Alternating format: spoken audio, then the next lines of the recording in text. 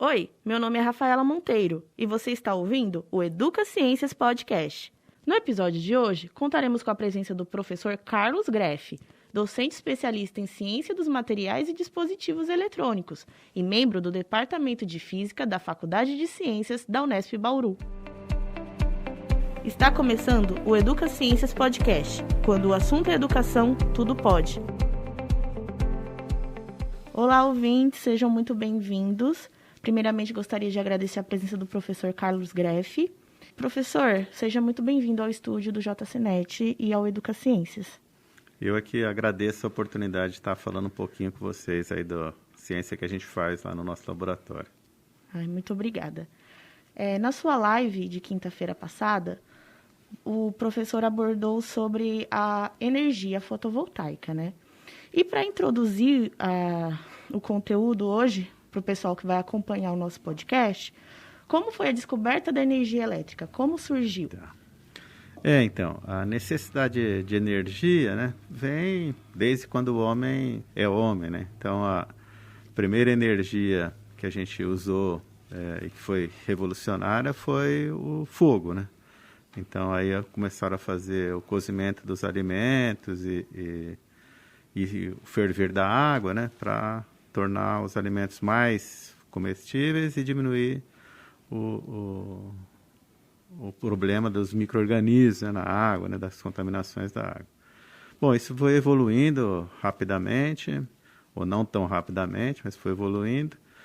E uma grande revolução ocorre quando surge a energia elétrica, né? E essa energia elétrica é mais ou menos 1800, que começa a surgir a possibilidade de fazer o uso da energia elétrica.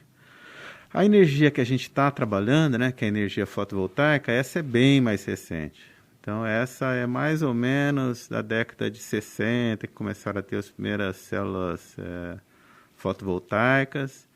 E logo, logo, elas começaram a ganhar importância pela facilidade, né, de transformar uma energia que é abundante, que é a luz solar, em energia elétrica, que é tão útil para a gente. Então, a energia por utilidade começou com a produção de alimentos para a sobrevivência, no caso do fogo, e hoje em dia já é expandido para outras áreas. Para tudo, né? Para a eletrônica, né? Isso é que é o mais importante no mundo atual, né? Ninguém vive sem celular, sem computador, e todos esses daí usam energia elétrica, que é a chamada revolução da eletrônica, né? A gente popularmente ouve muito sobre energia limpa e energia suja. O que é cada uma e qual é a diferença delas? Sim. Então, como todos esses aparelhos, né, os motores, a luz elétrica que a gente usa, e nos países frios, aquecimento, precisa de energia, né? E, em especial, cada vez mais a gente precisa de energia elétrica, por causa de toda essa revolução que está ocorrendo até nos automóveis, né, que está falando muito agora de carro elétrico. Então, existem várias formas de produzir energia elétrica. Muitas são as chamadas energias sujas, né, que são justamente aquelas energias que dão origem ao chamado aquecimento global. Elas produzem CO2 como subproduto, porque basicamente ele é a queima de um combustível. E que combustíveis que são esses? São basicamente carvão e petróleo. Os dois, né, o carvão e o petróleo, são de origem, na verdade, da vida. Só que é uma vida que existia aqui na Terra faz milhões de anos. E agora, como a gente está queimando muito esses combustíveis de uma forma muito rápida, está quebrando o balanço energético da Terra e aí ocorre esse aquecimento global. Então, essas são as energias sujas. A vantagem delas é que elas são fáceis de conseguir, né? Então, petróleo, apesar do preço caro aí da bomba de gasolina, né, ele é uma energia relativamente barata, porque é só fazer um furo e puxar. O carvão é mais ou menos a mesma coisa. É cortar assim a terra, né? Geralmente você encontra o carvão na terra, e aí você pega aquele carvão e queima. Então, esse que é o problema. Elas são baratas, mas elas estão destruindo o meio ambiente. As energias limpas tem uma categoria que a gente pode usar essa energia sem causar aquecimento global, porque não é queima de um combustível. Tá? Então, as hidrelétricas, que aqui no Brasil tem bastante, a energia eólica, a energia dos ventos, né? E a energia fotovoltaica são entre as energias chamadas limpas. Existe uma controvérsia quando a gente fala de energia nuclear, né? Porque a energia nuclear também não produz CO2, mas ela deixa resíduos radioativos, que foi aquele problema que teve lá em Chernobyl e tudo mais, ou seja, ela não faz um aquecimento global, mas ela é perigosa porque ela deixa resíduos que podem fazer muito mal para a humanidade do mesmo jeito, que são os resíduos radioativos, né? A energia renovável e a limpa são sinônimos? Então, mais ou menos, você está vendo? Quando eu falo da energia, que nem eu falo da energia nuclear, tem essa controvérsia. Vou falar assim, ela é limpa? Limpa em que sentido? Ela é renovável? Renovável ela não é, ela também usa um mineral. Então, principalmente a nuclear é um pouco complicada de falar assim se é limpa e renovável. Ela, em princípio, não é nenhuma das duas e é ao mesmo tempo, então é um pouquinho complicado. Agora, as limpas e renováveis são essas que eu já falei, a hidrelétrica, a eólica, a do sol, que é a fotovoltaica, e tem mais uma que a gente usa aqui muito no Brasil, que é a da biomassa, que seria o álcool, certo? A gente planta, a planta recolhe o CO2, ela transforma isso em álcool, e quando a gente queima o combustível no coisa, ele vira de novo CO2. Então, o CO2 é reciclado. Então, nesse sentido, por isso que ela é renovável. Porque eu a planta, eu retiro o CO2. Eu queimo o álcool, eu gero o CO2. Então, ela também é considerada uma energia renovável, tá? Professor, a produção de energia solar, você falou bastante na live, e você mencionou que a gente é acostumado com a energia térmica solar, né? Ela é diferente da fotovoltaica. Sim. Você poderia fazer a diferença entre essas duas energias? Sim, é uma diferença bem importante. Porque justamente o brasileiro, né, o Brasil de maneira geral, é um país muito ecológico no ponto de vista de geração de energia. Porque ele tem o álcool, né, que eu já falei, que é renovável, tem as hidrelétricas, e outra fonte de energia que a gente usa bastante é a solar, mas a solar térmica, que é usada basicamente para esquentar água, certo? Então a solar térmica só tem uma função, esquentar a água. A fotovoltaica é bem diferente, porque ela vira energia elétrica, ela ajuda a acender a luz, a manter a tua geladeira funcionando, o teu liquidificador, então ela é uma energia elétrica, não uma energia para aquecer água. E aqui em Bauru, quais são as energias mais usadas? Porque o senhor falou que no Brasil é mais as hidrelétricas, certo? Aqui em Bauru é que assim, é sempre difícil, né? De maneira geral, a hidrelétrica é a mais comum em qualquer parte do país. Vão ter algumas particularidades, alguns lugares, por exemplo, no norte, que não tem linhões, né, para receber. A questão toda é assim, existe as fontes de energia e um sistema de distribuição. Então, no Brasil, de maneira geral, é quase sempre limpa, 60% da energia é hidrelétrica. Agora, com a crise da falta de água, né, que a gente está vendo que vai ter até o aumento, né, da tarifa de energia elétrica, que a gente está entrando na fase vermelha 2, é porque justamente, como está faltando água, a energia hidrelétrica precisa de água, a gente começa a ligar as térmicas. E essas térmicas são bem mais caras do que a hidrelétrica. A gente tem que pagar paga mais e ainda polui o ambiente. Então é uma época terrível assim, para o Brasil. Como a nossa matriz, né, que o professor mencionou, é 70% de hidrelétricas, é uma dependência muito grande, né? E não é à toa que a gente está em crise. Caso não haja chuva durante longos períodos, quais seriam as melhores opções para solucionar esse problema, né? Porque, como o senhor mesmo disse, a termoelétrica é bem mais cara. Então, a solução do problema é simples. Justamente, a gente teria que investir mais em eólica e solar. No momento, essas são as melhores alternativas limpas, né, de energia e que estão com um preço cada vez mais competitivo, até mais barato do que as termoelétricas e que não poluem o ambiente. Agora, tem que fazer um investimento, porque numa emergência que nem agora, vai faltar energia. qual a energia que eu tenho à disposição? Eu só tenho a térmica, então não tem outra opção a não ser ligar as térmicas. Agora, se a gente investir no futuro e começar a aumentar cada vez mais a participação da energia eólica e da fotovoltaica, provavelmente no futuro próximo a gente nunca mais tenha que ligar essas termoelétricas, porque é só no período de estiagem usar menos as hidrelétricas e a gente vai ter energia de sobra aí. Então é uma questão de investimento, mas é de médio e longo prazo que a gente precisa fazer. E esse investimento de médio e longo prazo é muito caro? Costuma ser caro para a gente solucionar os problemas que a gente está passando agora? Assim, não é tão caro, certo? É isso que é importante. E a fotovoltaica tem uma questão que é muito importante, que talvez lá na live eu não enfatizei tanto, que ela é modular, certo? O que eu quero dizer com isso? Eu posso desde produzir energia só para minha casa e ficar independente de tudo, certo?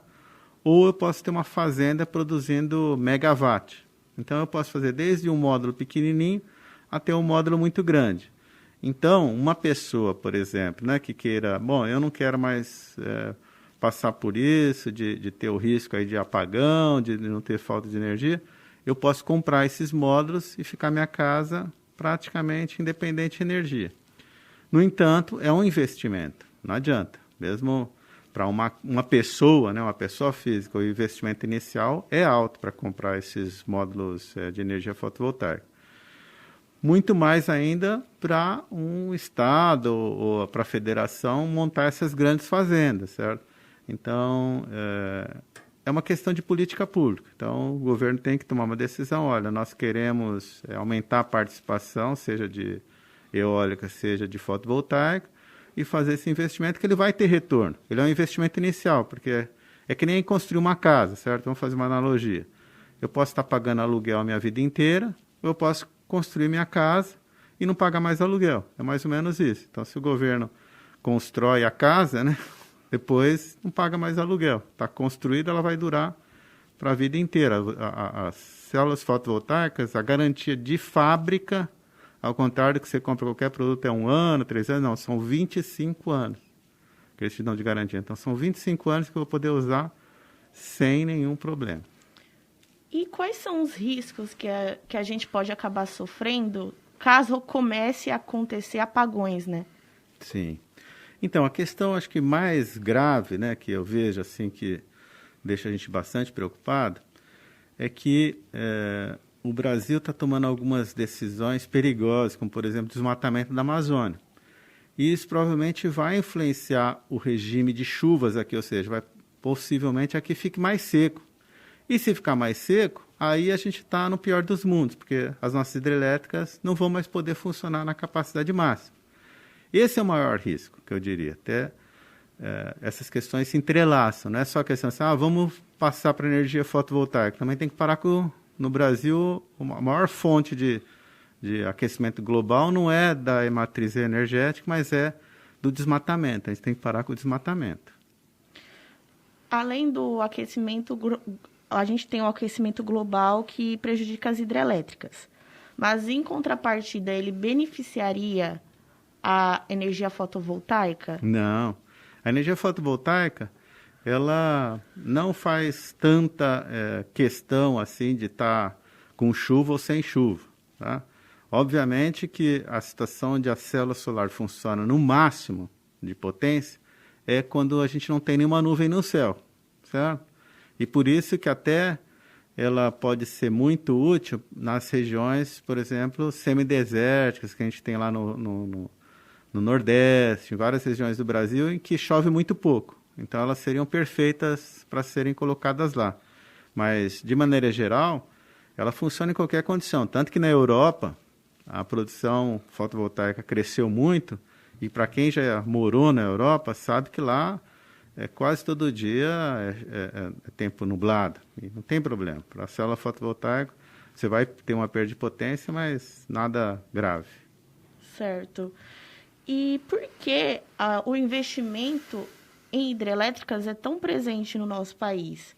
Há questões políticas envolvidas ou ela era mais viável desde o início? Então, tem questões históricas. Então, construir uma hidrelétrica em princípio, é um custo baixo. Eu vou colocar em princípio porque existe também o custo chamado do ecológico, certo?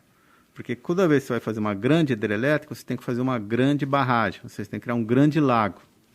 E muitas vezes esse grande lago prejudica a floresta que estava ali, ou as populações que estavam ali. Para vocês que são muito jovens, mas eu que sou mais velho, teve, por exemplo, para Itaipu, destruiu uma beleza natural, que era as Sete Quedas. Elas foram totalmente inundadas. Então, perdeu essa beleza natural, além de ter prejudicado pessoas que moravam ali perto, a floresta ali perto e tudo mais. Então, existe um custo ecológico para a hidrelétrica, mas é um custo baixo. Então, historicamente, a energia limpa que se desenvolveu primeiro foram as hidrelétricas. Assim que o homem dominou principalmente o concreto armado e tudo mais, conseguia fazer essas barragens de uma forma eficiente, ela é uma primeira alternativa de uma energia barata, porque basicamente é construir uma barragem, construir um lago. É isso que precisa para uma hidrelétrica. Agora, atualmente, como eu já falei, tem esse custo da hidrelétrica que antes talvez as pessoas não levavam em consideração, porque não tinha essa consciência ecológica, que tem que ser levado em consideração. Tanto que Belo Monte, todo mundo se lembra aí quando estava discutindo, teve todo um protesto e tudo mais, porque para fazer Belo Monte, ainda mais lá naquela região, que é uma região plana, o lago ia ter uma extensão muito grande, ia destruir muita mata por causa disso. Então, hoje em dia, eu digo assim com tranquilidade, que as formas mais baratas, de todos os pontos de vista, e ecologicamente corretas, são sem dúvida nenhuma a eólica e a solar, ou seja, fotovoltaica, essa da célula fotovoltaica. E qual seria a energia sustentável nos lugares que não seriam nem favoráveis à eólica e nem favoráveis até mesmo à solar? Algum tipo de energia renovável, limpa, que poderia ser usada por todo o país? Olha, é difícil aqui no Brasil, em especial, um local que você diria que você não vai ter nem eólica nem solar, tá? Então, isso não seria um problema do Brasil. O Brasil, qualquer lugar que você for no Brasil, eólica e solar são energias úteis. No entanto, existe uma outra energia renovável, só que ela ainda não é comercial. Na verdade, não tem nenhum reator chamado de fusão nuclear que esteja à nossa disposição ainda. Existe um grande esforço e talvez daqui a uns 10 anos a gente comece a usar, que seria a energia mais limpa possível, porque ela simula um pequeno sol, tá? Mas para o Brasil, não tem nem dúvida. Atualmente, nos próximos 30, 40, 50 anos, não tem nem dúvida que eólica e solar são uma alternativa mais do que viável, a melhor alternativa do ponto de vista de energia limpa. Futuramente, Bauru conseguiria ser abastecida por energia exclusivamente fotovoltaica? A gente tem essa estrutura? Então, na verdade, assim, os especialistas não apontam que seja uma boa ideia ficar dependendo só de uma energia. Seria possível. Eu digo para você assim, se é uma pergunta só de sim ou não, eu diria sim, é possível. Mas ela traria uma série de custos adicionais, porque a energia solar, assim como a eólica, sofrem de um problema. Elas não são constantes. Você vê, tem dias que venta muito, tem dias que venta pouco. Então, tem dias que eu produzo mais energia eólica, tem dias que eu produzo menos energia eólica. Então, é muito importante eu ter algum sistema de armazenamento de energia. Hoje em dia, sistemas de armazenamento de energia são muito caros. Então, se eu quisesse falar assim, não, Bauru vai ficar desligado do mundo, só vai ter energia solar ou eólica, eu teria que construir um belo banco de energia, ou seja, teria que comprar muita bateria para ficar lá guardado. E mesmo assim eu não teria garantia de que, de repente, eventualmente, um dia em que ficou, sei lá, 3 meses com baixa insolação e com pouco vento, que eu não ia precisar colocar. Então, ou seja, não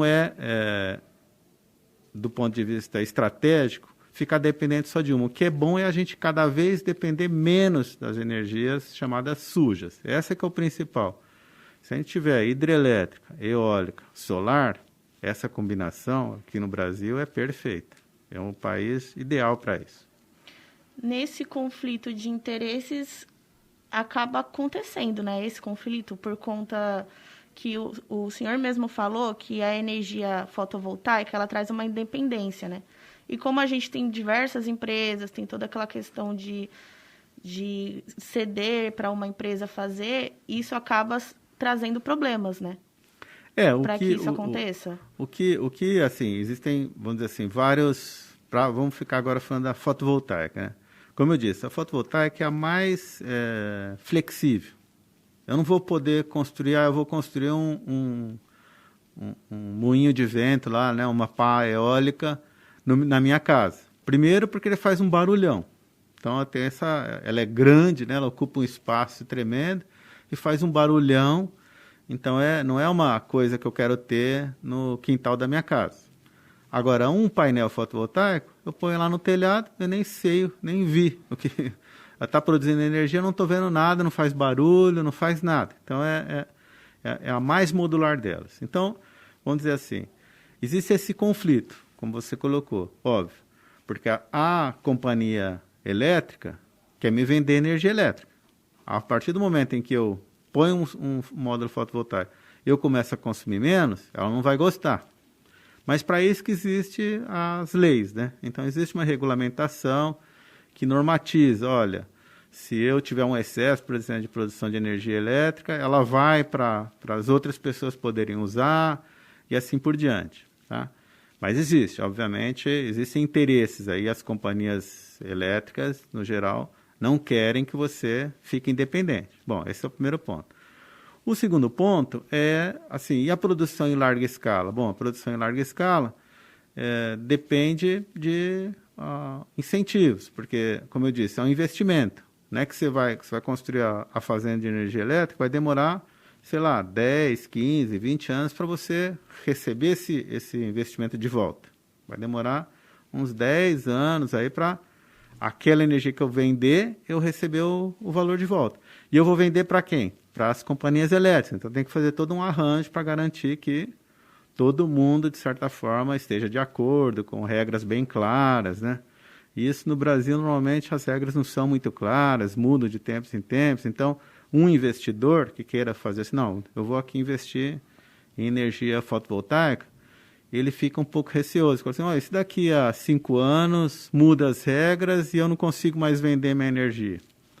Então, tudo isso, por isso que é importante a gente ter regras claras e um rumo, né? Então, fala assim, olha, qual que é a prioridade da energia no Brasil? É renovável. Então, vamos sempre incentivar, independente do governo, quem que seja no governo federal, estadual, o nosso objetivo é aumentar a matriz energética limpa. Ponto. Tá? Professor, e a ANEEL, qual é o posicionamento dessa empresa, em relação à energia fotovoltaica? Ela tem interesse ou ela quer impedir? Qual o seu posicionamento em relação a essa empresa? A ANEEL é uma agência reguladora, né? E ela tem, sim, cada vez mais, vamos dizer assim, sofrido até pressão das empresas que estão entrando nesse novo mercado, né? É um novo mercado. Vão ter, logicamente, empresas novas querendo vender essas células fotovoltaicas, produzir as células fotovoltaicas. Eu mesmo tenho um acordo, né? Eu trabalho junto com uma empresa brasileira que está querendo produzir célula solar aqui, de chamar terceira geração. Então existe, como eu disse, como tudo na sociedade, tem vários interesses e a ANEEL, no caso, tem atuado de maneira, assim, vamos dizer assim, coerente, criando regulamentações e tudo mais. A questão toda que está faltando é uma coordenação não da agência, mas do governo federal, de deixar uma mensagem clara. E até recentemente, ano passado, foi criada uma frente parlamentar a favor das energias limpas e tudo mais, porque isso, de alguma forma, está batendo na porta dos políticos, né? Porque o Brasil precisa, de alguma forma, se posicionar.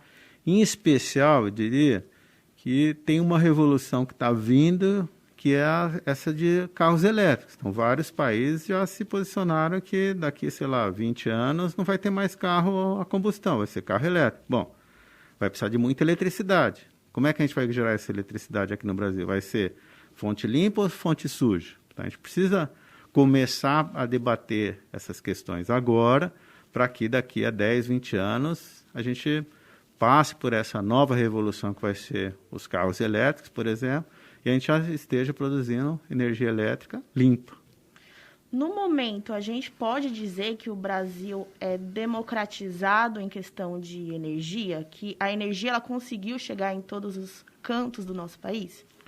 Essa é uma questão interessante. Vamos dizer assim, de maneira geral, o Brasil está bem posicionado do ponto de vista de produção de energia. Como eu disse, a gente tem uma matriz bastante limpa, razoavelmente variada assim, de opções, né? A gente está com a eólica crescendo bastante, fotovoltaica ainda é um valor pequenininho, mas está crescendo. Então, ou seja, está relativamente bem. O que falta é um direcionamento maior, assim, dizendo, olha, a partir de agora são essas aqui que a gente vai buscar. Tá? Então, essa é uma questão importante.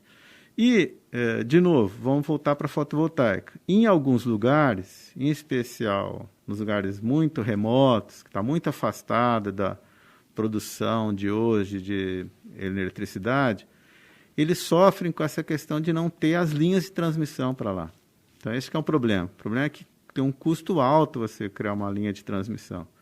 Então, para esses lugares, a solução fotovoltaica se torna ainda mais imperativa. E, de certa forma, existem programas, até algumas ONGs trabalham com isso, por exemplo, em pequenas vilas na Amazônia, aldeias, da produção, né, do fornecimento de energia fotovoltaica para esses pequenos grupos. Mas é tudo assim, muito numa escala pequena, mais como se fosse uma demonstração e não uma política de Estado. Fala assim, olha, então, se tivesse uma política, fala assim, ó, todo mundo vai ter acesso à energia elétrica. Bom, podia ser um programa de Estado. E aí, como eu disse, aí até nesse balanço, na conta que eu vou fazer aqui no papel, eu vou ver que para alguns lugares a fotovoltaica é mais barata. Aqui em Bauru, não. Aqui em Bauru a gente está pertinho de várias hidrelétricas, relativamente, tem toda uma linha de transmissão. Então, aqui ela vai competir com as outras formas de energia. Mas em alguns outros lugares, hoje em dia, não tem energia mais barata do que a fotovoltaica. Então, no momento, a gente não pode dizer que todos os lugares conseguem ter essa democratização. Mas qual a expectativa sua, professor, em relação a essa crise, caso ela não seja solucionada de uma forma efetiva, se a democratização pode ficar mais longe, mais distante, pelo fato também da conta de luz aumentar para o consumidor e ele acabar deixando de priorizar coisas que demandem energia elétrica, principalmente nos lugares mais humildes do nosso país. Sim, não, são duas questões muito importantes. A primeira é essa questão da crise hídrica. A crise hídrica é algo que a gente não pode, a gente já teve racionamento, já sabe o quão terrível é isso para todo mundo, atinge a população inteira, atinge as indústrias, ou seja, é um problema seríssimo. Nós encontramos uma solução, eu digo que é uma solução suja, porque justamente começamos a contratar um monte de termoelétrica. Então, essas termoelétricas estão aí e tudo indica que elas vão dar conta dessa crise hídrica. Então, assim, as chances de ter racionamento aparentemente são baixas, mas com um custo alto de dois pontos de vista, tanto da conta que a gente está pagando e que vai pagar a mais, né? Agora vai ter um aumento só esse mês de mais de 50%. Então, ou seja, como você falou, para uma pessoa humilde vai ter mais dificuldade ainda de poder ligar o chuveiro elétrico dele para tomar banho à noite, né? Mas vamos dizer assim que apagão eu não acho que tem uma alta probabilidade. Tem uma probabilidade, porque mesmo as termoelétricas elas ficaram tanto tempo paradas que muitas delas, a hora que vai ligar, não liga. Então, tem uma série de questões importantes. A segunda questão que você está colocando também é uma questão relevante, né? Então, eu falo assim, bom, mas se eu coloco a energia muito alta, pouca gente vai ter acesso. Então, por isso que muitos pesquisadores como eu buscam baratear o custo da energia fotovoltaica. Para quê? Para que ela fique realmente cada vez mais barata e que o consumidor final vá lá, por exemplo, eu preciso comprar meu módulo. Em vez de eu gastar 20 mil, eu vou gastar 15 mil, vou gastar 10 mil, certo? Então, de repente, eu vou poder fazer esse investimento e me livrar da conta de luz para o resto da minha vida. Eu vou pagar uma conta de luz pequenininha. Tá? Se nesse momento o governo federal decidisse investir em energia sustentável, energia renovável, tanto a eólica quanto a fotovoltaica, em quanto tempo a gente conseguiria se dizer estável, mais ou menos? Olha, então, todos esses investimentos são investimentos de médio e longo prazo. Não são investimentos que a gente, a não ser que seja um investimento assim maciço, né, mas um gasto absurdo de recursos. O Brasil ele tem essa carência de recursos para a infraestrutura. Então, é um problema que não atinge só o fornecimento de energia elétrica, é rodovia, é hidrovia, é tudo, né? Tudo no Brasil está faltando fazer investimento de infraestrutura. Mas eu diria para você, tipicamente, essas mudanças, mesmo nos países onde está tendo um investimento muito grande, como na China, são lentos. Não são investimentos que a gente vai ver assim daqui a 1 ano, 2. Essa coisa para daqui a 10, 15 anos, 20 anos, é que a gente vai mudando essa matriz e a gente vai saindo dessa dependência. Aí, de novo, é que eu falo que na época, né, que teve a primeira crise hídrica, né, que teve aquele apagão, era inviável praticamente tanto o custo da eólica quanto da fotovoltaica. Então, o Brasil, naquela hora, tomou uma decisão que, como eu disse, não é o ideal, mas era o que dava para aquela época. Agora, hoje em dia, os custos de eólica e de fotovoltaica caíram tanto e tem tanta produção que a gente agora é o momento certo para o governo tomar uma medida e falar assim, bom, qual que é a energia para o Brasil para os próximos 10, 20 anos? É a energia limpa. Vamos investir, vamos criar subsídios e políticas que façam essa transição, sair das termoelétricas e ir para as renováveis. Então, o consumidor, pelo menos, no mínimo, pelos próximos 10 anos, ele tem que preparar o bolso, porque não vai ser algo que vai mudar de uma hora para outra, né? Não, e mais importante, né? Essa decisão precisa ser tomada agora, porque senão não vai ser daqui a 10 anos, vai ser daqui a 20, vai ser daqui a 30, 40, 50. Então, em algum momento, essa decisão tem que ser tomada, para que a gente possa depois colher os frutos dessa decisão, que demora bastante tempo. Então, por isso que é importante, eu espero que, como eu disse, está tendo esse movimento tanto no parlamento e tudo mais, que as pessoas estão ganhando consciência da importância, né, de que isso vai mudar o Brasil, vai mudar muita coisa. Não só mudar o Brasil do ponto de vista da pessoa pagar a conta, mas abrir um mercado novo. É isso que é importante. O que está acontecendo no mundo agora é talvez o que vai ser o pré-revolução, assim como teve a revolução da internet há uns 20, 30 anos atrás, agora vai ter a revolução da energia verde. Muitas companhias novas vão surgir por causa disso. E se a gente não se movimentar, a gente vai deixar mais uma revolução passar. Quem vai criar as companhias vão ser todos os americanos, os chineses e outros países, e a gente não vai criar as nossas companhias de bilhões de dólares e tudo mais nessa nova revolução. Então, a gente precisa se posicionar agora para participar dessa chamada revolução verde. Então, se a gente não participar dessa revolução, a gente vai acabar fazendo igual a gente fez com a produção de carros, com outras produções tecnológicas que a gente depende de outros países. Né? Isso. A gente vai deixar de ter startups, de ter grandes empresas, porque precisa. O governo, o papel mais importante do governo nem é tanto investir diretamente, mas é como se ele fosse o direcionador das políticas. As políticas ele consegue mover as empresas a trabalhar para aquele objetivo. E é esse boa conversa entre a população, os empresários e o governo é que vão fazer o Brasil sair de onde ele está e virar um país rico, né? Você, professor, faz parte de um laboratório que trabalha diretamente com isso. Quais foram os últimos trabalhos, as últimas descobertas que vocês conseguiram fazer? Então, uma das questões que eu já coloquei, né, que apesar de tudo, ainda o custo da energia fotovoltaica é caro porque os módulos são caros. Então, a gente está trabalhando muito numa chamada nova geração de materiais para células fotovoltaicas. Esses novos materiais a gente chama de perovskita, tá? Eu sei que vai parecer, o nome já é um nome meio esquisito, mas é um material novo, que é muito mais barato e muito eficiente. Mais barato não só o material em si, mas todo o processamento para fazer uma célula. Para fazer uma célula atual, eu tenho altos custos de limpeza, de material, de uma série de processamentos, são muito caros. Com esse novo método que a gente está desenvolvendo, cai o custo muito. É um material que vai ter uma espessura de nanômetros. É um material finíssimo, ótimo. Então, aí a gente está trabalhando bastante nesse material chamado de perovskita. E dentro da perovskita, uma célula solar que possui vários materiais. A gente investiu no nióbio, que nióbio é um material que a gente tem aqui no Brasil em abundância. Praticamente toda a produção de nióbio metálico no mundo é brasileira. E a gente está usando um óxido de nióbio nessa célula de perovskita e com bons resultados, em especial no que diz respeito à estabilidade, tá? Então, o material, além de ser mais barato, ele tem que durar para sempre, que nem a de silício, dura por 25 anos. Então, a gente tem que garantir que esse material que a gente está colocando também seja um material para sempre.